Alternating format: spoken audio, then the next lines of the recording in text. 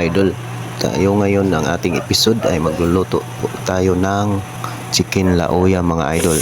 Una natin, igisa muna natin ang sibuyas, bawang, luya mga ka-idol. Igisa natin maigi ang ating chicken mga ka-idol. Ayusin natin pag-isa, lalabas ang katas nito mga idol para wala yung nasa mga ka-idol. Igisa natin maigi mga idol. Sunod, ilagay natin ang ating sayuti mga idol. Sunod, isa natin maayos ang ating saluti mga idol, sama na natin at lagyan natin ng patis para magkaroon siya ng lasa mga ka-idol, at lagyan natin ng turmeric mga ka-idol.